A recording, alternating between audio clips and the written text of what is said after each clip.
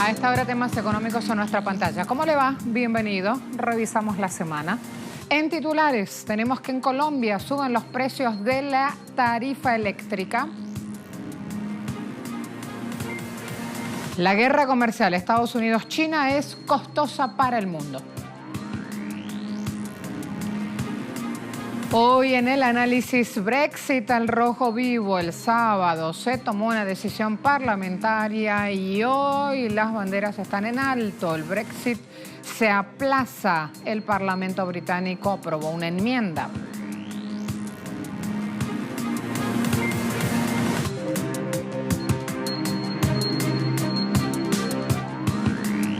Revisamos resultados electorales en Bolivia, una vez conocidos que la mayoría de los votos de la primera vuelta fueron para el candidato del MAS, actual presidente de la Nación, Evo Morales, quien ha trabajado y mucho para integrar en la institucionalidad a quienes son mayoría en la población, pero que tradicionalmente habían quedado relegados, olvidados. Un logro que hasta ahora sus detractores le reconocen y que se plasmó en la Constitución aprobada en el año 2009, a través de la cual se cambió justamente el nombre del país, de República de Bolivia, a Estado Plurinacional de Bolivia. Vamos a poner ahora acento en lo económico, además de ir sumando otros datos para conocer la actualidad electoral de ese país. Durante los 13 años del gobierno de Evo Morales, la economía boliviana creció a un promedio del 4,9% cada año, según los últimos datos de la CEPAL. En 2018, Bolivia fue el país suramericano donde más aumentó el Producto Interno Bruto, con un 4,2%. Las políticas implementadas por el gobierno de Morales se han traducido en mejoras para los segmentos más vulnerables de la población. Desde 2006 hasta 2018, el gobierno boliviano logró reducir la pobreza en un 25% y la pobreza extrema en 23%. Una hazaña que muchos reconocen, puesto que siempre se ha visto como un imposible revertir 2 siglos de pobreza en una década. Pero Morales, a quien quisieron tratar de menospreciar llamándolo indio, lo logró. El mayor acierto económico del gobierno de Morales ha sido la construcción de un crecimiento inclusivo que ha permitido mejorar el acceso a oportunidades, especialmente en las áreas de salud y educación. En este último campo, por ejemplo, la diferencia se hizo patente a solo 2 años de que Morales subiera al poder, cuando la tasa de analfabetismo pasó del 13,3% al 4,7% entre 2006 y 2008. Planes como el Programa Nacional de Alfabetización y el Yo Sí Puedo consiguieron sentar el camino para que Bolivia registrara el año pasado la cifra más baja de su historia, 2,4% según el Ministerio de Educación. Otro panorama en Colombia. Las tarifas de energía aumentarán en el presente mes, octubre y noviembre. La Asociación Colombiana de Empresas Generadoras de Energía Térmica señalaron que las tarifas pueden elevarse entre 2 y 4%. Explicó la entidad que el precio de las energías en bolsa son las causantes del aumento.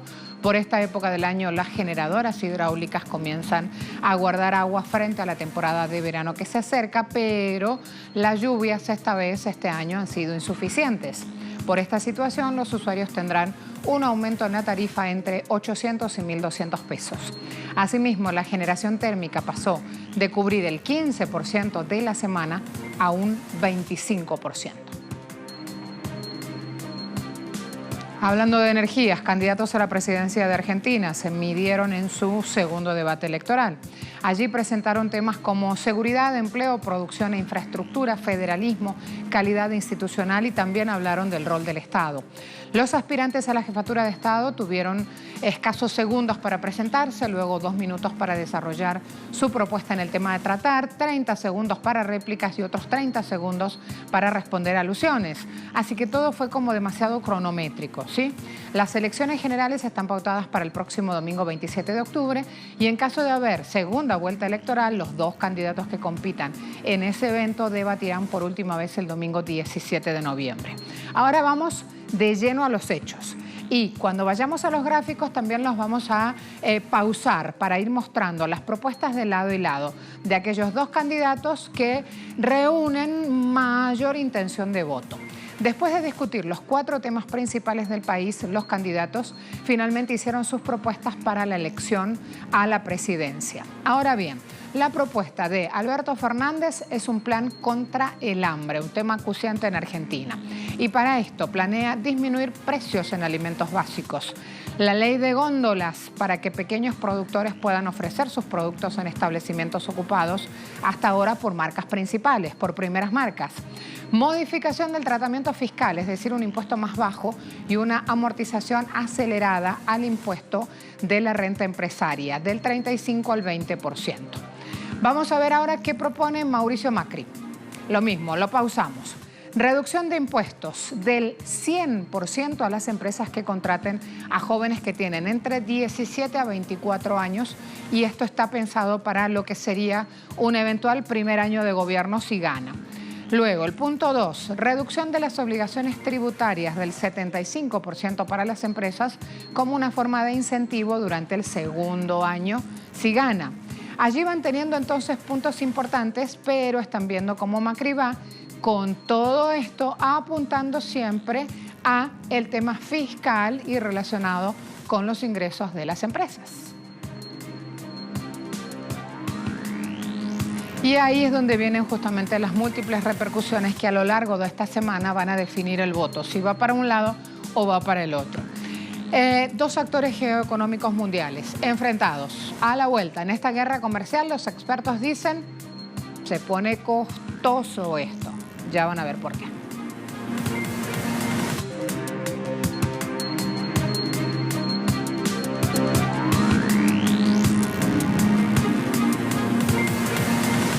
Fíjense esta declaración. Fondo Monetario Internacional y Banco Mundial ensanchan la brecha de la desigualdad en el mundo.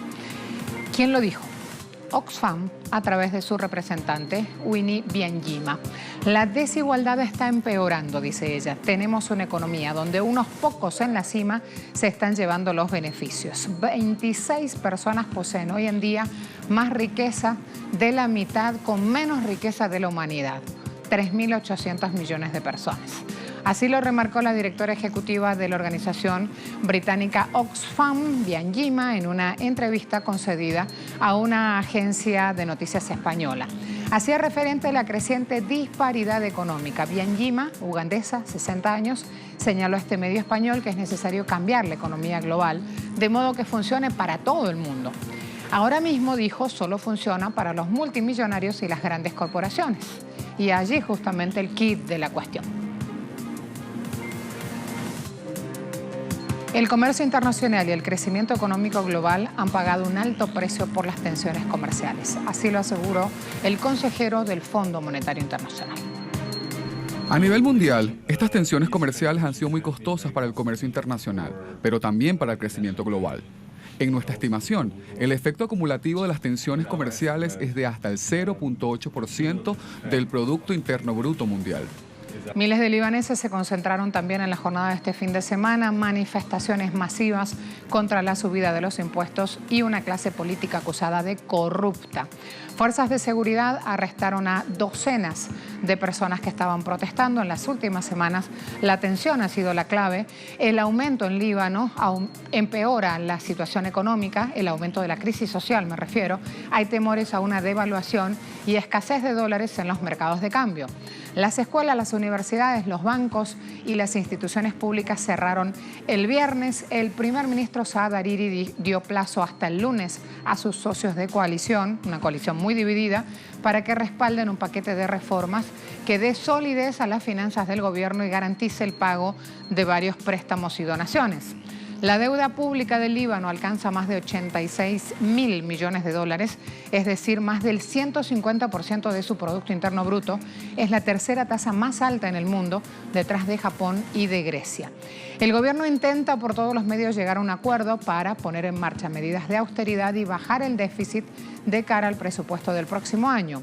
Líbano se comprometió en abril 2018 a iniciar reformas durante una conferencia internacional a cambio de promesas de préstamos y donaciones por un total de 11.600 millones de dólares.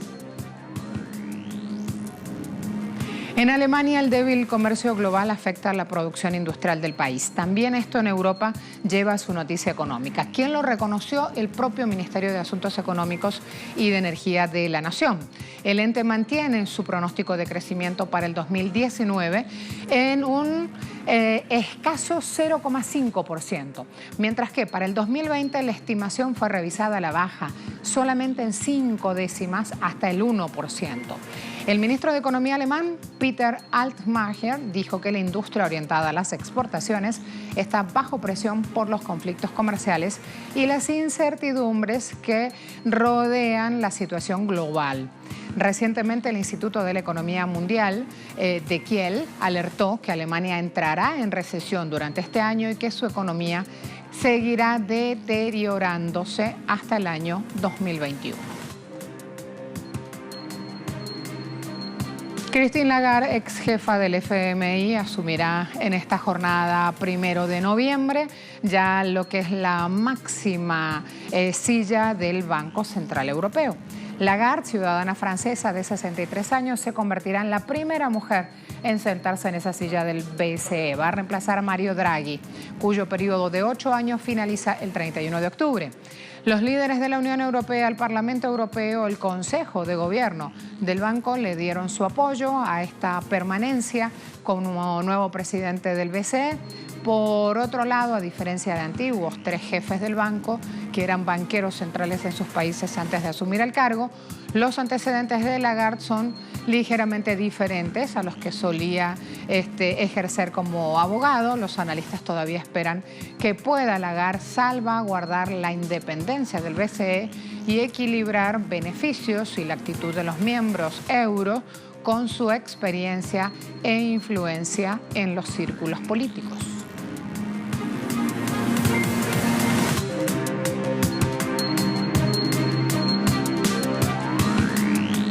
Logró posicionarse en el mapa mundial de la energía solar sobre agua, luego de que Francia inaugurara el 18 de octubre su primera planta de energía solar flotante, que cuenta con decenas de miles de paneles fotovoltaicos en un lago artificial.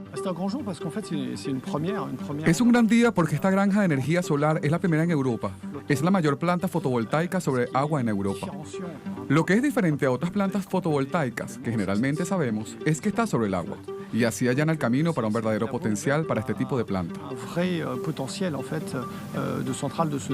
Después de más de un año de trabajos de diseño y montaje, la planta Omega 1, ubicada en la ciudad de Piolène, en el sur de Francia, es la más grande de Europa, ocupa unas 17 hectáreas de un embalse artificial y está formada por 47.000 unidades de placas solares, que con una potencia instalada total de 17.000 megavatios, en condiciones normales de funcionamiento puede suministrar el 100% de la electricidad consumida por las casi 10.000 personas de las 4.733 viviendas de esa localidad. Solo en Francia hemos evaluado el potencial de este lago artificial, de presas, etc., en alrededor de 10 gigavatios de producción potencial de electricidad. ¿Qué representa eso? Son alrededor de 3 millones de hogares que podrían ser atendidos por plantas fotovoltaicas en agua. La construcción de plantas solares en embalses, lagos o incluso en el mar se ha convertido en los últimos años en una alternativa viable para la expansión de este tipo de energía renovable, con un interés especial en zonas en las que la falta de espacios abiertos en tierra firme dificulta la instalación de grandes cantidades de placas solares. A la vuelta planteamos otro espacio de discusión y análisis, este Brexit que justamente sigue dividiendo opiniones en la zona euro. Ya se lo cuento.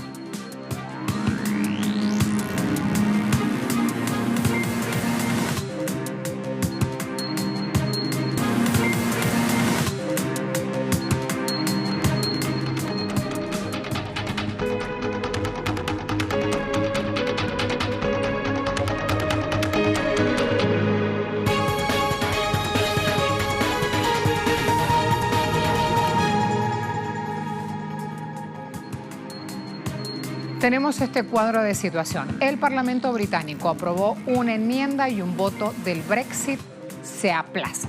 Así están las cosas. Para los corredores de negocios de alimentos británicos, la demora e incertidumbre del Brexit ya ha tenido un impacto negativo en el margen de ganancias de sus tiendas en el último año, ya que muchos de estos comercios dependen en gran medida de la importación de productos provenientes de sus vecinos europeos. Hemos estado esperando durante 3 años sin absolutamente ninguna información. Está comenzando a filtrarse ahora, pero aún no sabemos cuál será el resultado de los productos alimenticios en el último año. Se ha vuelto cada vez más difícil el transporte, traspasando fronteras, yendo, ya sabes, desde Calais al otro lado del mar hasta Inglaterra. Muchos de los principales productores de alimentos en Reino Unido están preocupados de que el gobierno sacrifique los estándares británicos para asegurar acuerdos comerciales después del Brexit. Europa es un gran mercado tanto para exportar como para importar alimentos y bebidas premium, pero sin un panorama claro, la incertidumbre se agudiza. Estoy preocupada, muy preocupada por eso, porque en este momento no tenemos que pagar el IVA ni los aranceles de importación, excepto el vino, obviamente, por alimentos. Pero ya sabes, todo eso cambiará. Quiero saber qué va a hacer el gobierno al respecto. Lo obvio es que si tengo que pagar más, los clientes tendrán que pagar más. Mirando hacia el futuro, los comerciantes británicos esperan que el divorcio entre Reino Unido y la Unión Europea pueda consumarse con un acuerdo que permita una transición sin problemas y reproduzca los beneficios que los operadores de negocios de alimentos británicos están disfrutando actualmente. También tenemos este punto claro. Reino Unido afrontará escasez de alimentos, medicinas y combustibles si abandona la Unión Europea sin llegar a un acuerdo de transición con Bruselas. Según documentos oficiales filtrados por The Times, esta es una información confirmada. Bajo el nombre en clave de Operación Yellowhammer, un dossier destapado por el diario británico muestra el escenario que la oficina del gabinete considera más probable como consecuencia de una salida abrupta de la Unión Europea. Dos de los elementos más preocupantes para los autores del informe son el posible atasco en puertos británicos y las complicaciones derivadas de una frontera dura en Irlanda. El informe subraya que el 85% de los camiones que usa actualmente el Canal de la Mancha para llegar a suelo europeo pueden no estar listos para pasar por la aduana francesa porque no van a disponer de la documentación adecuada y estima que estas dificultades podrían tardar meses en resolverse. Aquí la filtración de este documento y entonces las lógicas alarmas sobre el tema. Comerciantes italianos con restaurantes en Estados Unidos muestran preocupación ante la imposición de aranceles por parte de la administración Trump. Estados Unidos comenzó a aplicar sanciones arancelarias a productos importados de la Unión Europea por $7.500 millones, como el whisky británico, el vino francés, las aceitunas españolas y el queso de todo el bloque, incluido el italiano Parmigiano Reggiano. En este sentido, comerciantes, dueños de restaurantes italianos ubicados en Manhattan, señalaron que tales medidas y las tarifas son algo estúpidas. Sin embargo, se manifiestan preocupados porque muchos importadores y distribuidores cerrarán por esto.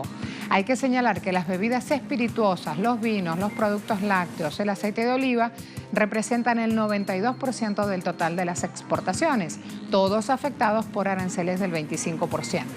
En este contexto vamos a recordar que el castigo a las exportaciones del bloque europeo llegó tras el fallo a fin de octubre de la Organización Mundial del Comercio, un fallo a favor de Estados Unidos por subsidios ilegales que recibió el fabricante de aviones Airbus. Están viendo cómo aquí distintos componentes aparecen también en danza alrededor de este Brexit. Esto afectará nuestro negocio. Ya hablamos con un importador de parmigiano, grana y provolone, y que habrá un aumento de alrededor del 25% en el precio. Entonces, si fueran $10 por libra, ahora será 12.50 o incluso más. De acuerdo con lo que dijeron, estoy preocupado porque nuestra clientela probablemente no se verá afectada por los pequeños aumentos en el menú, porque tenemos que aumentar los platos en los que usamos estos ingredientes. Lo que no es realmente auténtico, no es, digamos, genuino, delicioso, pero también seguro y saludable como nuestros productos. Estas tarifas, ya sabes, son un poco estúpidas. Déjame decirte de una manera agradable, porque no tienen nada que ver con la comida. Es por Airbus y Boeing, las tarifas mismas. Entonces creo que las autoridades, que los políticos, deberían ser adultos, sentarse y luego, de una manera muy civilizada, deberían encontrar la mejor manera para ambos. Tenemos tantos importadores y distribuidores de quesos italianos que van a arriesgarse a salir del negocio por eso. Lo que también hicimos es que llenamos nuestro sótano con estos productos, ya sabes. Compramos muchos de ellos, probablemente 30 formas, ruedas de parmigiano, grana y lo guardamos en nuestro sótano. Entonces probablemente podamos ahorrar un poco de dinero. Cada uno va preparando su plan. Las farmacéuticas también tienen su propio esquema de trabajo ante un Brexit y están atentos a todo lo que pueda pasar. ¿Por qué? Porque la incertidumbre de esta salida del Reino Unido de la Unión Europea en los mercados, uno de los sectores que intenta anticiparse a las repercusiones es el mercado farmacéutico. En este sentido, se están preparando los cambios necesarios para evitar que haya un problema de abastecimiento en estos negocios. Los titulares de autorización de medicamentos, laboratorios y demás farmacéuticas que hacen algunas de sus operaciones en Reino Unido, las cambian a otro país de la Unión Europea para seguir cumpliendo con la legislación. Están viendo entonces como 2/3 de los medicamentos de Reino Unido llegan a través de Europa a los puertos del sur de Dover y Folkestone, y es por esto que las compañías están listas para implementar planes de contingencia. Así las cosas, toda esta semana va a ser una semana para seguir de cerca el Brexit, y cada vez que vean Brexit van a ver ciudadanos alarmados por complicaciones, por escasez, por difícil acceso y además porque hay un sobreabastecimiento de productos que sienten si hay algún ruido político va a generar un ruido económico y eso nos va a impactar en los bolsillos.